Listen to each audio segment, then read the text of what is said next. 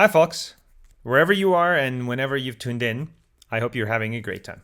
I read this great book and I wanted to tell you about it. It is inspired by Marty Cagan. Was I inspired? Absolutely. And the reason why I can't show you the real book is that I read it on O'Reilly's online library. So otherwise, I would have shown you how the book looks like. So if you don't have time to listen to my brief review and summary, and you need to leave now, well, I'm sad, but read this book. It is either going to transform your appreciation of product development or reinforce your beliefs and practices by giving you more arguments, more anchors. Let's start why I decided to read Inspired. It was first published in 2008. I read the second edition, published in 2017. The author, Marty Cagan, is an influential product leader who's worked at powerful companies such as eBay, HP, ALN Netscape, I think. His book had been on my list for a while. Its name comes up regularly during product management and product development discussions, and it's considered one of the top books to read on the subject. You can find a few other important book links down in the description. And I'm in engineering leadership, so not directly in product management. Working with a strong product team can make or break an engineering organization. So product development knowledge is very important because in companies with a healthy culture, teams don't work in isolation. All organizations apply healthy pressure on each other. They influence each other, they challenge and stretch each other because sustainable success requires collaboration and trust. As the author says in the book, life is too short for bad products. So between you and me, I say the same thing about bad books. As an engineer and an engineer leader, it's crucial to understand what it takes to build the right product and build it right. And this is where the book shines. Let's briefly discuss what is it that Inspired tries to achieve. Bear in mind that most companies are plainly bad at product management, and that there is a big difference between how the author puts it, like state of the art and state of the practice. At its core, the book tries to answer a few core questions. Who decides what product we should build? How do we decide, and how do we know what we build is going to be useful? How do we discover that cheaply? Who should be involved, and in what role and with what responsibilities? Let me briefly tell you about the structure the structure of the book as well before we dive in. It is divided into 5 parts. It's not surprising that the first part is introductory. It talks about tech companies of various sizes, failed product efforts, lean and agile. Part 2 is about people, the right people forming strong product organizations. Each chapter in this part deals with a specific role. There are also 2 chapters dedicated to real people, one from Google and one from Adobe. Product 3 is all about the right product. It answers the question of what should our product team work on.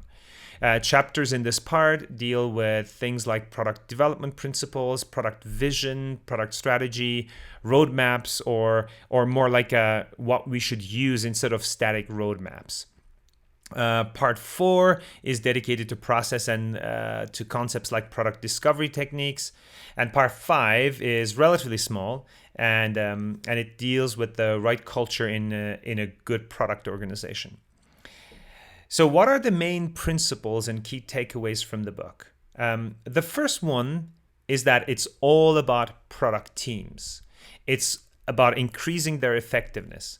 It's about building product teams right and empowering them to solve the right business problem. One of the analogies that comes to my mind is a honeybee colony. I'm a beekeeper, and it usually makes more sense to reason about the colony rather than individual bees. The colony is a superorganism.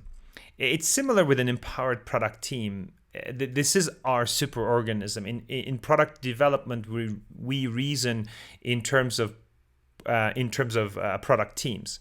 And ideal product team feels a lot like a startup, potentially within a larger organization. This is obviously easier said than done.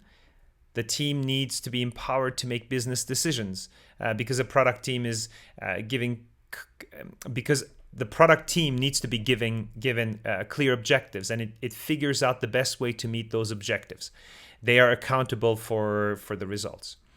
Another very important principle in the book is half of our product ideas are not going to work, maybe up to 3/4.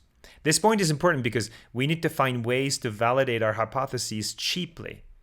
Another related key point is that it takes several iterations to get the right business outcome out of a good idea. So even if when it works, let's say in 25% of the cases, it's not going to work immediately. It's going to take a few iterations. So if you're in engineering, you may have heard people say that it's all about outcomes and not output. This is the same. It's all about the business value that the users get. And it takes several iterations to get there, even when other things align. A closely related principle is good product teams focus on solving business problems and not implementing features. Outcome over output. There are other core principles that the author repeats many times. Good product teams need missionaries, not mercenaries, which is originally a John Doerr quote. Risks should not be tackled up front rather than at the end. Products should be defined and designed collaboratively rather than sequentially. So how do you deal with these truths as a product organization? It takes intention and maturity to get there. An empowered team needs product vision and product strategy. Product vision is like 2 to 5 years out. This is the future we're trying to create. This is inspirational.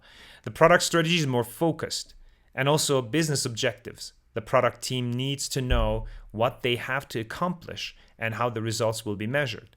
Compare this to more traditional idea of a backlog management or feature lists. Do you see the mismatch where the focus is in each different approaches? Obviously, at the core of the book is the need to have an empowered product team. So it's not a surprise that Cagan's new book is called Empowered. I'm definitely planning to review it in a future video. What's my take as an engineering leader? From an engineering point of view, it's absolutely crucial to work in a company with a great product culture. Ideally, your company should be product driven. Engineering should not be reduced to a cost center. It is also a great inspiration and support to feel the confidence and assertiveness of a strong product leader. Definitely, it's not easy to achieve the fully empowered product team state, but all product teams should progress towards that.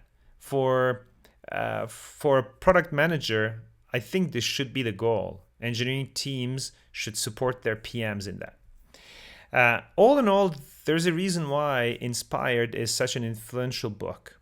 If you're in product development or in a product company, or simply curious about how products should be developed in technology companies, I highly recommend Inspired by Marty Cagan.